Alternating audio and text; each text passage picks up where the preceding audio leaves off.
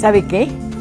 Bastaría revisar levemente la agenda de nuestro invitado de esta noche y tomar en cuenta que dirige por lo menos unos 70 conciertos al año.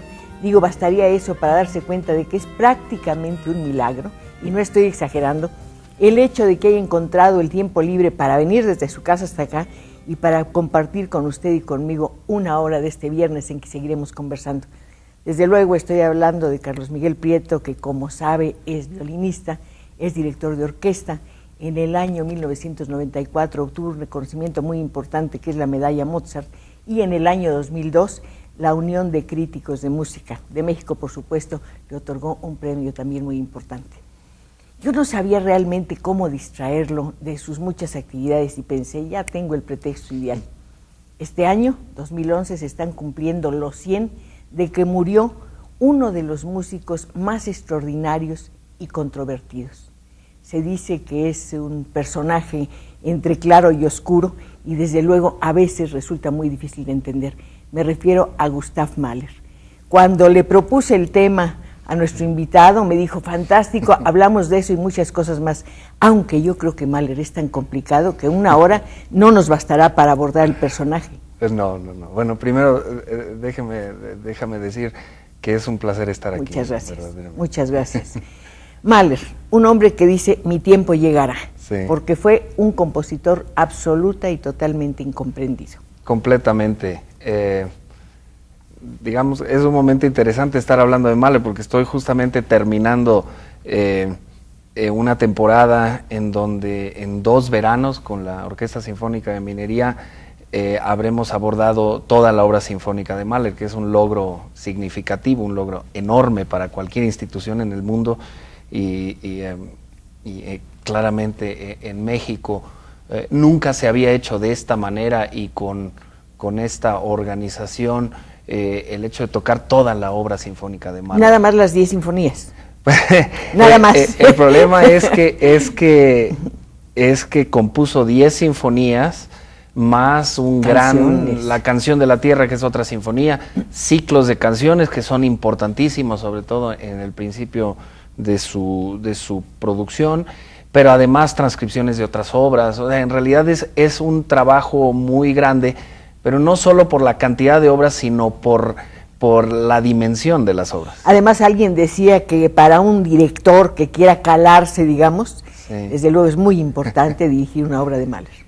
Pues, ayer mismo, ayer jueves, en la sala Netzahualcóyotl, esta increíble sala en la UNAM, en el sur de la ciudad, hicimos la novena de Mahler, y todavía sigo con mucho impacto de lo que es eso. No es la primera vez que hago esta obra, pero es una obra que lo mueve a uno en todos los sentidos. Solamente el último movimiento, que es un movimiento lento y muy reflexivo, empieza con un enorme lamento y termina con algo que se puede ver como una gran esperanza. Solamente ese movimiento son 30 minutos. Es decir, que el movimiento último de la novena sinfonía de Mahler dura más que casi todas las sinfonías de Mozart, de Haydn, y más que las sinfonías de Beethoven, muchas de las sinfonías. Dices que termina con un giro, digamos, de esperanza. Sí. Se le considera un compositor subversivo y esperanzador al mismo tiempo. Es que esta cita de que el tiempo lo aceptará, o no sé cómo exactamente se dijo. Mi tiempo llegará. Mi tiempo llegará. Yo creo que Mahler sí fue un compositor de vanguardia, en el sentido que él trató en esto que se llama la sinfonía de decir algo mucho más personal y mucho más complejo. No quiere decir que Beethoven no lo haya hecho, o que Brahms no lo haya hecho, o que incluso otros grandes compositores, pero Mahler lo hace con unas dimensiones, con un tamaño de orquesta y con una búsqueda psicológica mucho más grande y más compleja, yo diría. Carlos Miguel, ¿por qué se dice que con él termina la música sinfónica y empieza la música sinfónica?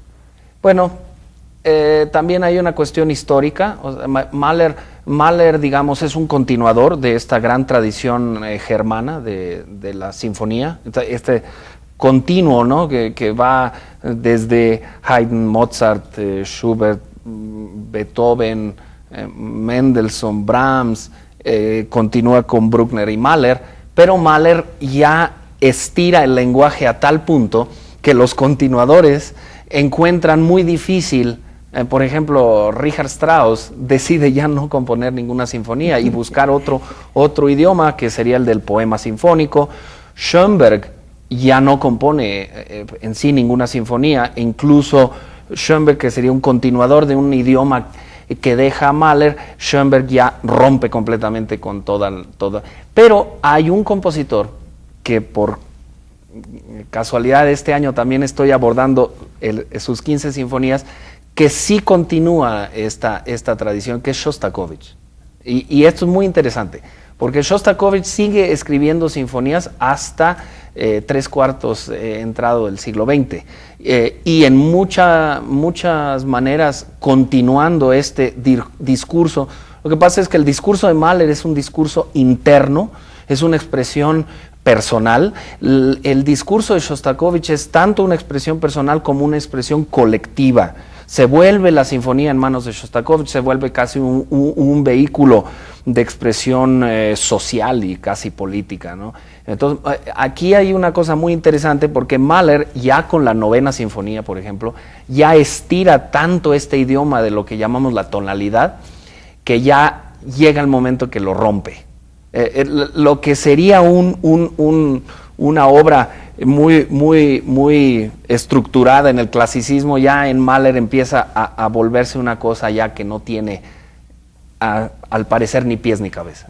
Decían que su tiempo era el futuro, o sea que hubiera sido mucho mejor en este siglo que en el anterior. Bueno, en este siglo Mahler ha sido uno de los compositores más aceptados y más populares. ¿Por qué se dice también, y qué bueno que estás aquí porque tú lo sabes todo, No, que abre caminos para el jazz, para el rock y para la banda sonora? Y se ponía de ejemplo, por ejemplo, la música de la Guerra de las Galaxias o lo que hace Pink Floyd. Bueno, lo de la Guerra de las quizá es porque el compositor de la Guerra de las Galaxias, John Williams, es un gran admirador de Wagner y de Mahler, y su idioma y la orquesta que utiliza hasta cierto punto trata de emular esto, tiene una gran influencia de esto. Pero yo creo que lo que encuentra Mahler es esta grandilocuencia orquestal que abre el campo para que otros compositores y que otros músicos, porque yo completamente, yo no separo entre el rock o la música clásica o lo que sea, todo es música, ¿no? Y entonces Mahler se atreve a hacer ciertas cosas que rompen paradigmas. Es el primer compositor que utiliza una mandolina en una orquesta, es el primer compositor que utiliza una guitarra clásica en una orquesta.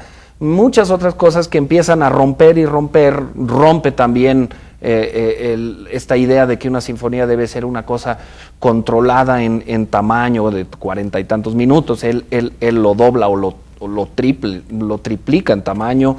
Entonces rompe esquemas, rompe reglas, y en ese sentido abre. Esto del jazz es una cosa interesante, porque el jazz no es más que una extensión de este idioma que rompe la tonalidad. Entonces, yo no había oído esta cita, pero me hace cierto sentido. Yo lo leí y dije, yo voy a ver si es verdad, y desde luego, usted sabe que esta conversación aquí la sostenemos en nuestro estudio de Canal 11, pero usted entra por todos lados a través de nuestras líneas telefónicas. Si nada más llamara uno de los muchos músicos que han sido dirigidos por el maestro Prieto, yo creo que tendríamos como 3 horas de llamadas. Ahora estás dirigiendo 4 orquestas, ¿no? Sí, y antes en la presentación dijiste que dirijo 70 conciertos.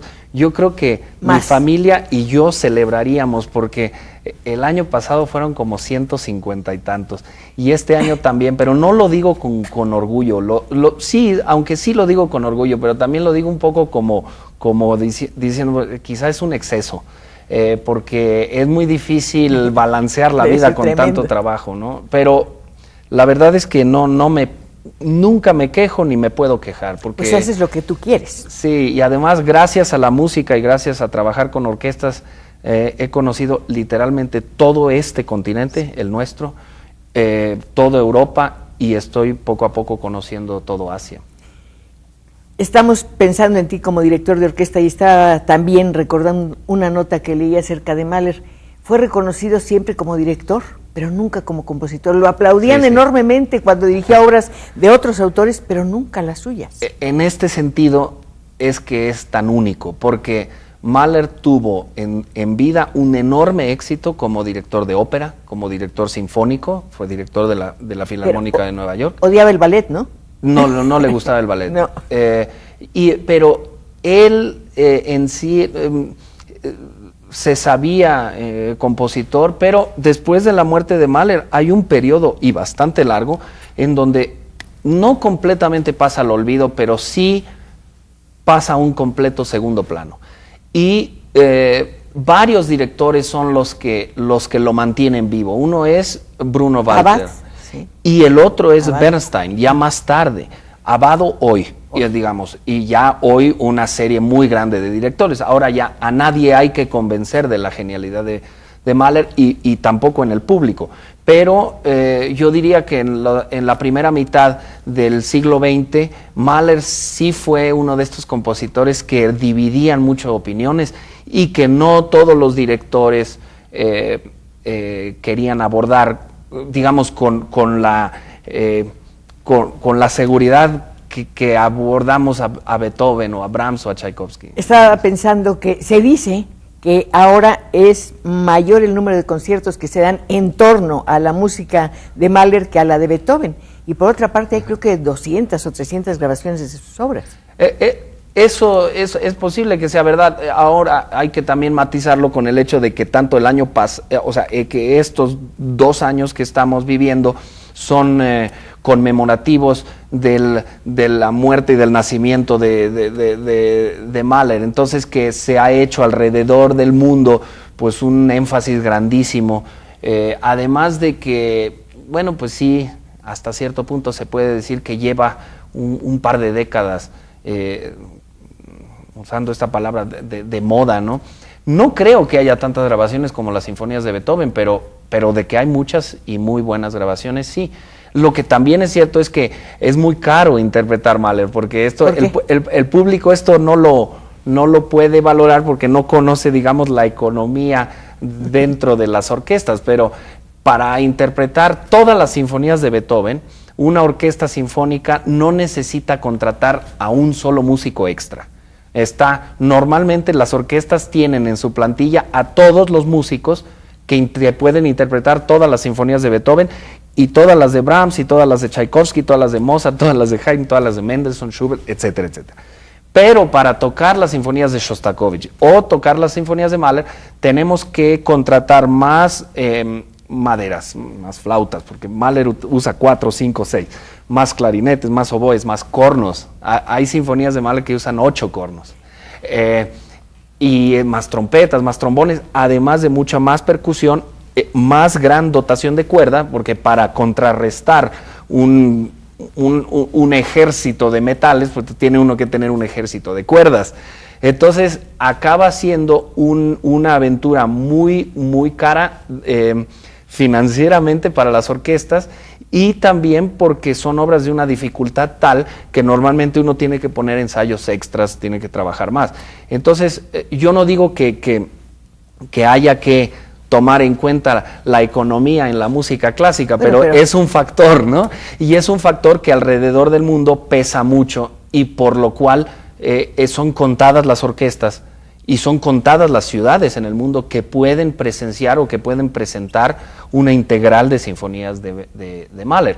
En este sentido, algo como lo que se está haciendo en México este año y el año pasado con la Sinfónica de Minería, o lo que se está haciendo con la Sinfónica Nacional, con la integral de las sinfonías de Shostakovich, son cosas que debe valorar el público de nuestra ciudad, de nuestro país, y estar orgulloso que en nuestro país se pueda hacer eso. Y yo estoy orgullosa de eso, de tenerte aquí como invitado, de que seas mexicano que va por todo el mundo dirigiendo pues las mejores orquestas, y desde luego estoy muy orgullosa de la presencia siempre generosa e interesante de nuestros amigos que llegan a través de las líneas telefónicas. Decías que Mahler es un compositor que divide mucho las opiniones. Sí. Yo siento que es un compositor que no puedes oír siempre. Sí. Hay momentos en que no cabe. Bueno, algo pasa, no sé qué es. Por lo menos para mí, perdón. O sea, yo te lo puedo decir porque, bueno, como estoy terminando un verano, todavía me quedan 2 conciertos de la novena de Mahler y 3 de la octava, que la octava es una cosa enorme, ¿no? Es la famosa Sinfonía de los 1000. Lo que sí es que yo creo que todos los músicos de la Orquesta Sinfónica de Minería estarían de acuerdo conmigo en que la experiencia de tocar todas las sinfonías de Mahler es una experiencia única en la vida, es una experiencia increíblemente enriquecedora, pero que es una experiencia que lo deja uno exhausto. Exhausto no solo por la fortaleza física que se requiere, sino la concentración mental, ¿no? Porque es que Mahler pasa en un segundo del júbilo más grande. ¿Cómo era él? Sí, a la depresión más completa. Y además esta depresión o esta tristeza a veces no dura 1 minuto, dura 2, dura 25 minutos. Y va para abajo, para abajo, para abajo. Y los músicos que estamos haciendo esto, pues nos metemos en el papel, en la piel de lo que es la música, porque eso es lo que es ser intérprete. Y entonces acaba uno, pues lo puedo decir porque hace menos de 24 horas acabé feliz en cierta manera, pero exhausto y lleno de emoción, porque por ejemplo, esta novena sinfonía de Mahler tiene la última página de la partitura, dura 8,5 minutos en pianísimo y puras cuerdas. Es decir que parece como si uno piensa que ese final es que una persona se está extinguiendo, pues en realidad es un final larguísimo, pero como es la vida, o sea, uno se extingue muy poco a poco, y así se extingue la música de Mahler. Mahler en sus últimas obras, La canción de la tierra, en la novena sinfonía, en el movimiento que dejó completo de la 10ª sinfonía, toma muchísimo tiempo para decir las cosas como alguien que a su relativo corta edad, porque murió a los 51 años, sí. O 50 años, en realidad comprende que el tiempo es larguísimo y que él como compositor puede tomarse esta libertad de decir, yo lo que quiero decir lo voy a decir aunque dure mucho tiempo. Pues aquí no tenemos mucho tiempo y debemos aprovecharlo. Ya están llegando llamadas, cosa que me da mucho gusto. A mí también me impresiona, desde luego, nuestro invitado.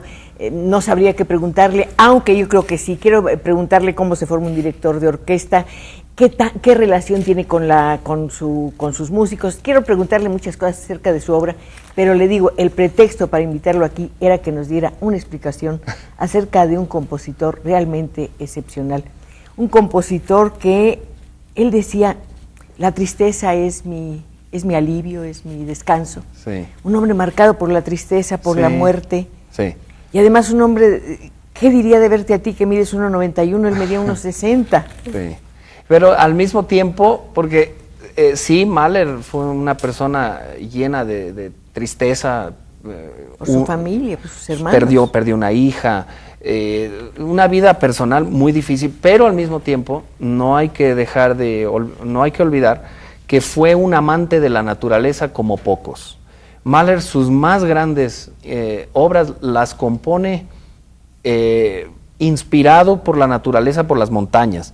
Y en la 7ª sinfonía mete cencerros de vacas, ¿sí? Y así es, porque él está oyendo eso, y es lo que compone, y es de una belleza increíble, porque logra plasmar en la música el sonido de la naturaleza. Incluso en una de sus sinfonías escribe en la partitura, escribe como el sonido de la naturaleza. Para dar un ejemplo muy, muy claro de algo que hacía Mahler, porque sí, Mahler era director de orquesta y entonces él ponía en sus partituras una cantidad de especificaciones que los demás no ponen. Si en una página de una partitura un compositor como Beethoven o Brahms ponen unas 2 o 3 palabras para guiar al director o al intérprete, en esa misma página Mahler escribe unas 30, 40 o 50 palabras.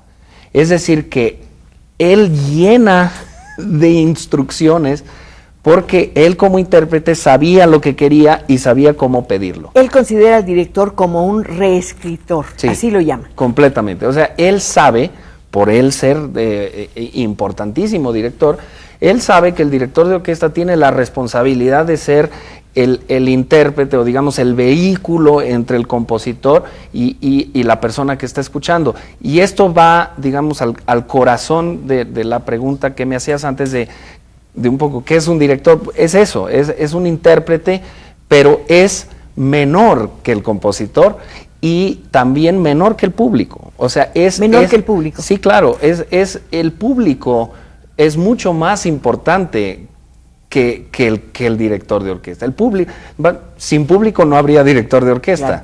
Y sin compositor no habría tampoco director de orquesta. Entonces, es importantísimo, creo yo, y creo que es un poco la premisa de los directores de orquesta, digamos, de los últimos 20 o 30 años, que el director está al servicio de la partitura, que lo que dice la partitura es más importante que a veces el deseo del director de hacer cosas por sí mismo, ¿no? Pero estaba yo viendo una nota, ahora no recuerdo, creo que Claudio Abbado toca un adagio.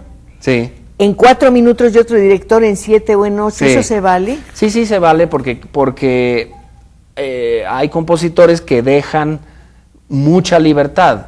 Por ejemplo, Mahler pone adagio, pero no pone el tiempo de metrónomo, es decir, no pone lo que dura cada tiempo, pero Bartók sí. Bartók pone exactamente lo que debe durar cada movimiento. ¿Y no te puedes salir de eso? Pues ese es el reto, ¿no? Pero no hay duda que sí hay muchísimo campo interpretativo y muchísimo que trabajar, y por eso es importante para un director de orquesta conocer de la historia del compositor, conocer de la historia de dónde vienen ciertas tradiciones. Por eso considero que es fascinante lo que hago. Es toda una vida de búsqueda y de aprendizaje.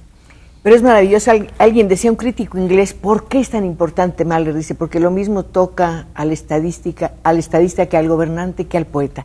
Es un hombre que tiene voces para todos y a través de él puedes entender el psicoanálisis y la filosofía. Sí, es interesante eso. Es interesante y desde luego es muy interesante ver que ya se están animando a hablar y les aseguro que dentro de un momentito van a estar marcando nuestras líneas telefónicas. El señor Francisco Javier Martel Bravo dice, felicito al director de la orquesta por sus logros, le mando una felicitación a Cristina Pacheco por su excelente programa.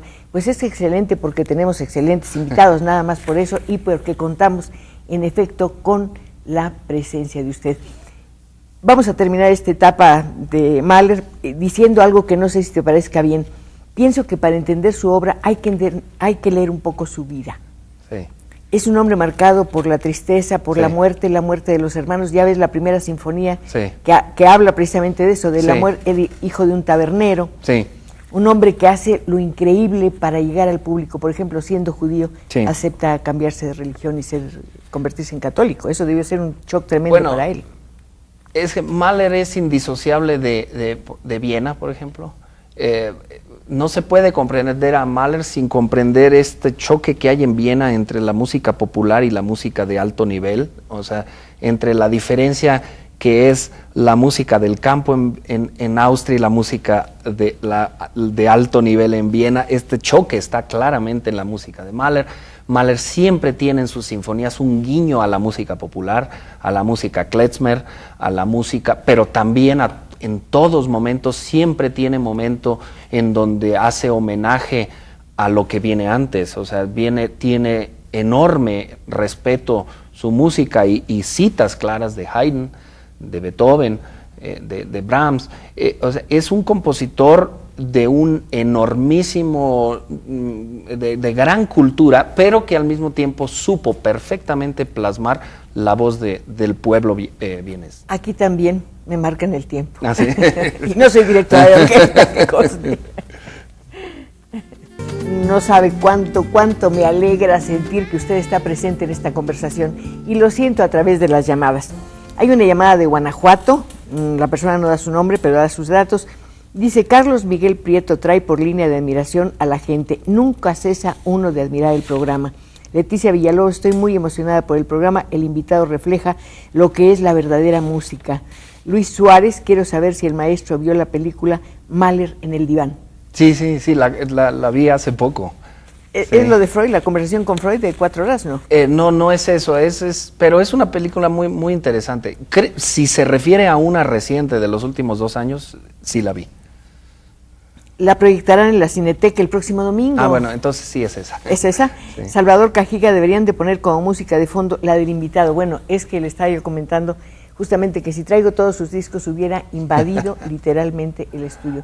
Es impresionante la capacidad de trabajo. Yo creo que muy pocos directores o intérpretes han trabajado con la Filarmónica de Londres, por ejemplo, o la de Chicago. Debe ser eso algo muy satisfactorio para ti. Bueno, es un privilegio y, o sea, yo nunca hablo sobre mi trabajo, sino simplemente que trabajo mucho porque me gusta mucho lo que hago. Se ve. Si no me gustara, no tendría la capacidad de sacrificarme, sacrificarme entre comillas, de trabajar la cantidad que trabajo, pero es un privilegio. Además, debo decir una cosa que siempre digo cuando tengo la oportunidad, que yo rechazo completamente que la música clásica sea una música elitista.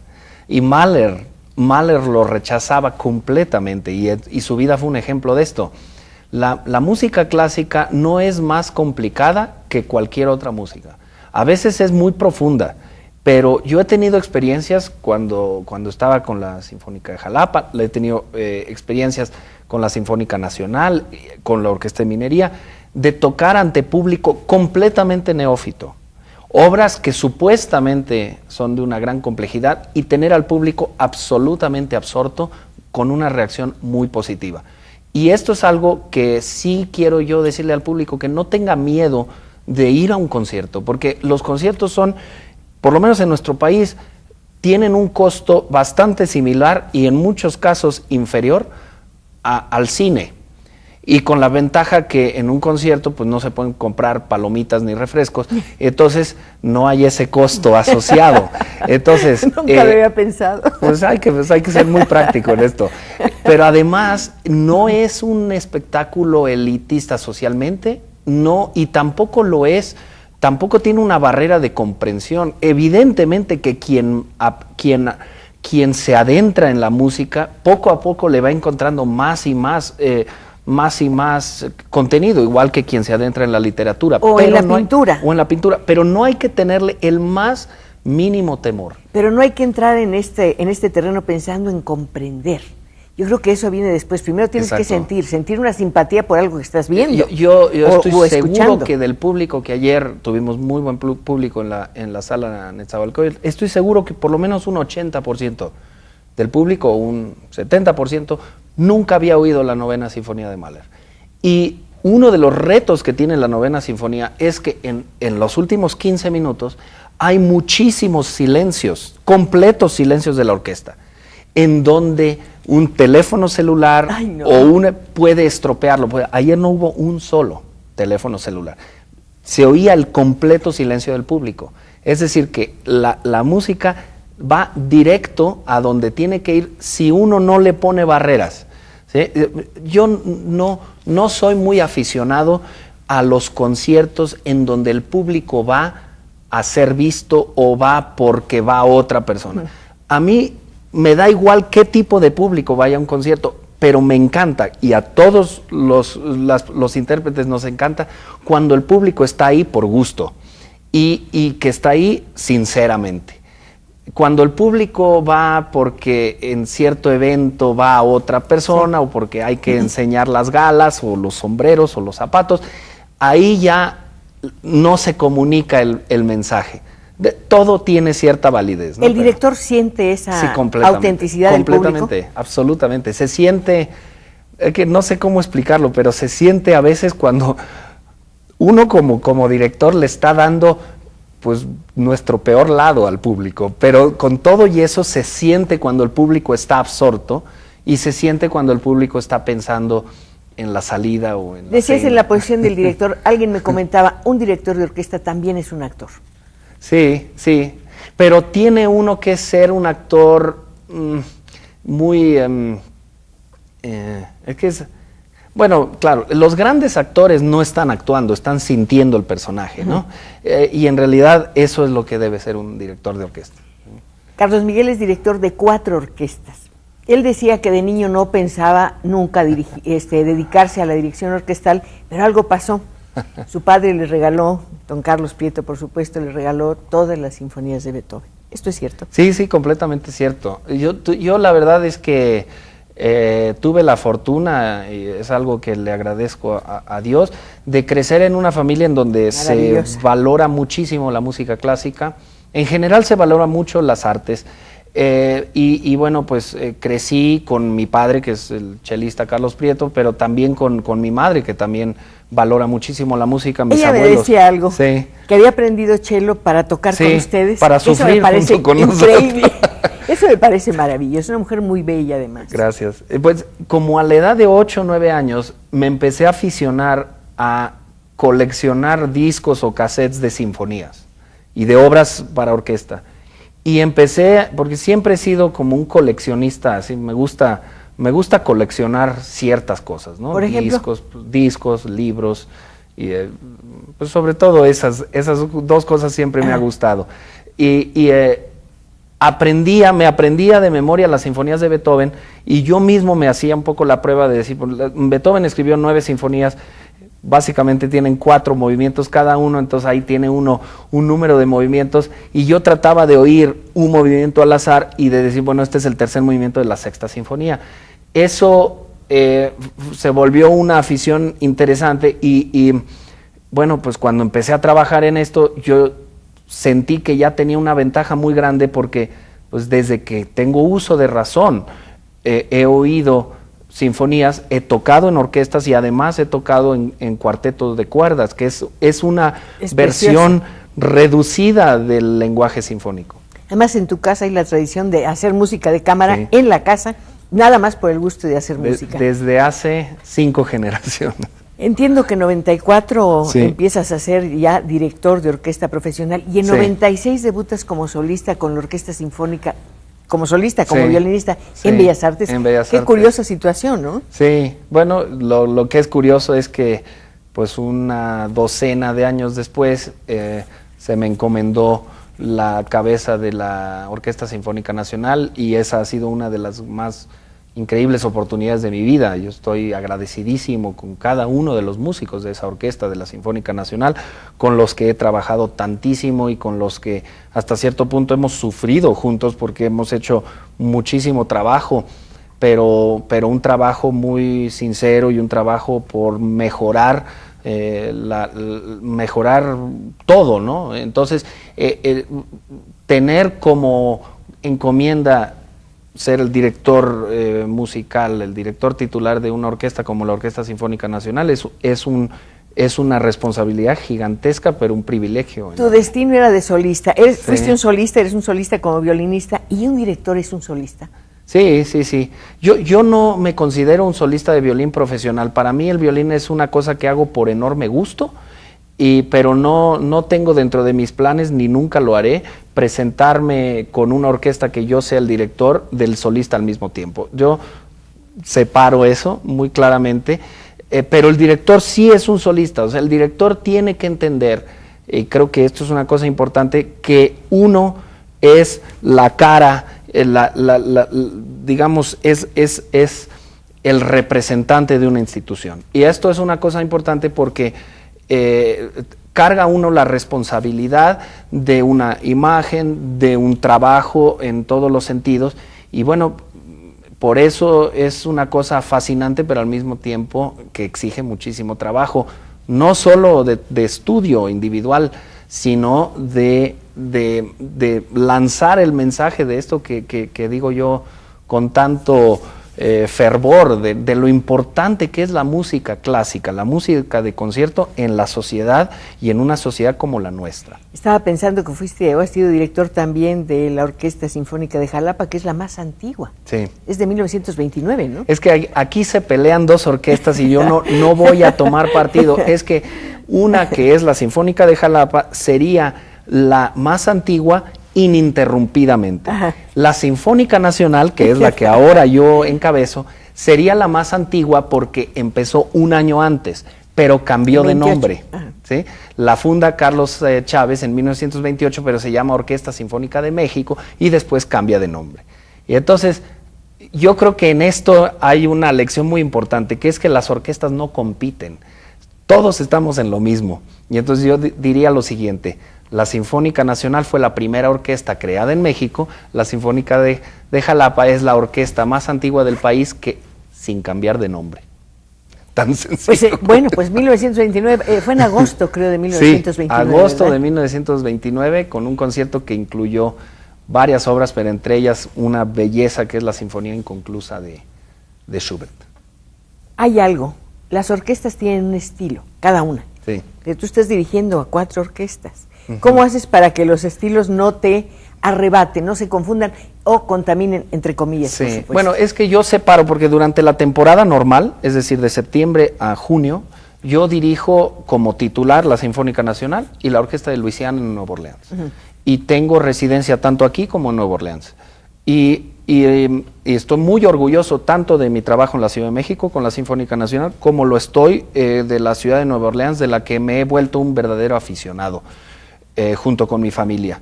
En el verano soy director de la Orquesta de Minería y trabajo como estoy trabajando como loco con la Orquesta de Minería y con una orquesta que es una maravilla y que acaba de terminar una gira en México que dejó al público enardecido, que es la Orquesta Juvenil de las Américas. Tú has sido director, claro. Que yo llevo 10 años siendo director, claro, y con ellos he dado la vuelta al mundo. Vas a ir a Davos con la orquesta, vas a cerrar el Foro Mundial de Davos. Se está planeando eso, pero también estuvimos en el Carnegie Hall, hemos estado en el Teatro Colón, hemos estado en las más grandes salas de nuestro país y de nuestro continente. Una orquesta hecha por un centenar de músicos entre los 20 y 30 años, que esto es un verdadero ejemplo para la juventud, porque son músicos, y un buen porcentaje han sido mexicanos, alrededor de un 10 al 12%, músicos de enorme calidad, que en general han salido de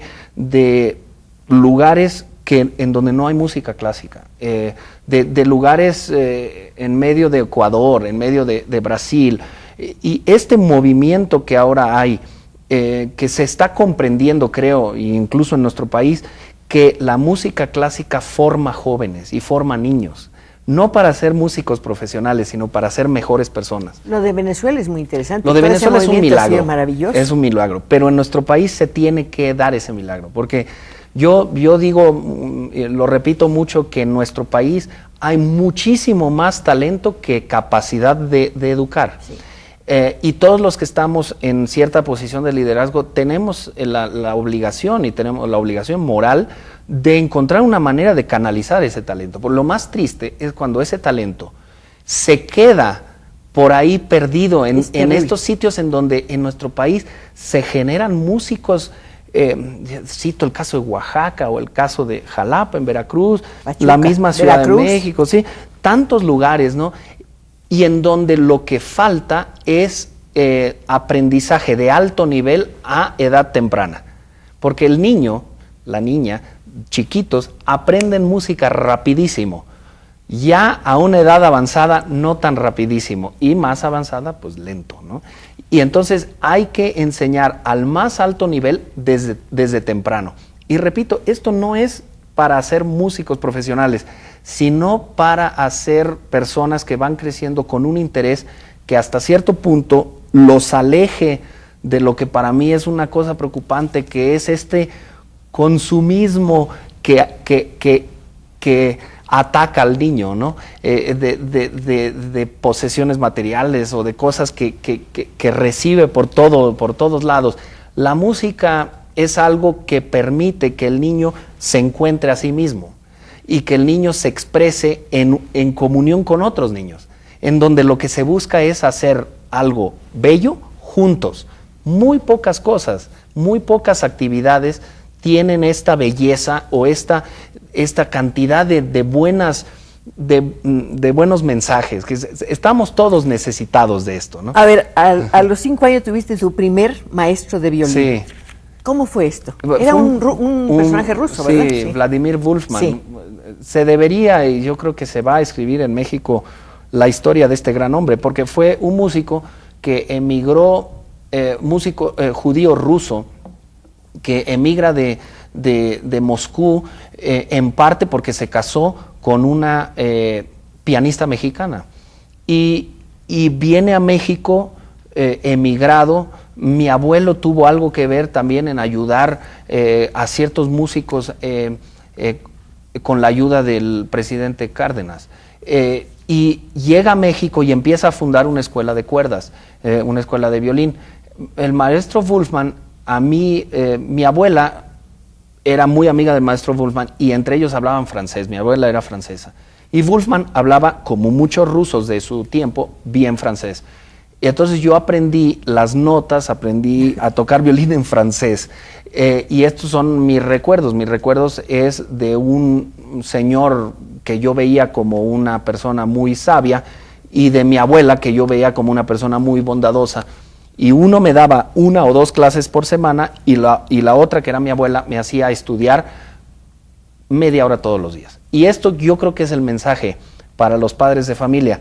El chiste no es que el niño haga actos de heroísmo, sino que el niño que le interese lo que sea, haga poquito cada día de eso y que no lo abandone durante mucho tiempo, porque los instrumentos son muy celosos y si uno deja de tocar un violín durante 6 meses, en el momento que vuelve uno al violín, los dedos se les olvidan ciertas cosas y por eso es muy difícil. Y por eso las personas que son solistas a nivel mundial, pues un pianista llega a un hotel y lo primero que pregunta es ¿dónde está el piano?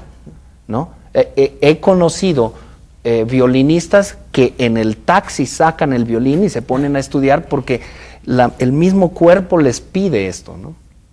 No sé si ese tipo de persona, Yo-Yo Ma, con quien has tenido grandes éxitos. Yo-Yo Ma es un caso increíble porque a su lista de logros profesionales, y es uno de los grandes músicos de nuestro siglo, de nuestros tiempos, agrega algo que es absolutamente único, una generosidad que yo no he visto en muchas personas, y sobre todo no he visto en personas de ese nivel.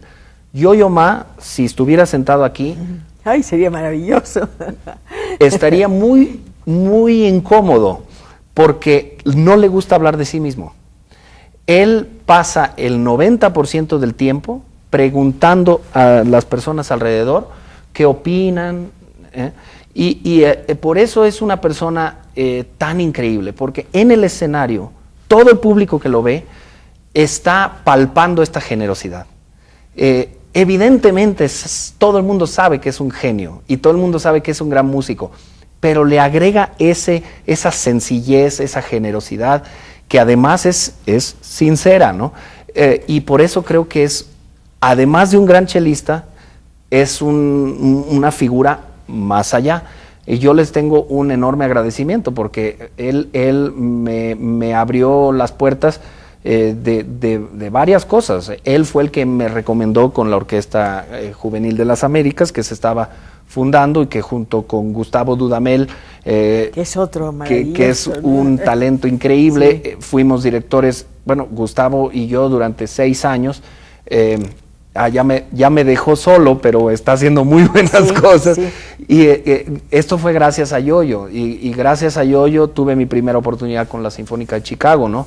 Que debo decir que Es un orgullo que me han invitado en los últimos 3 años y para los próximos 3 años a dirigir a esa gran orquesta, ¿no? Decías que hay músicos que necesitan estar en contacto con su instrumento y van del aeropuerto al hotel y sacan el violín o lo que tú quieras.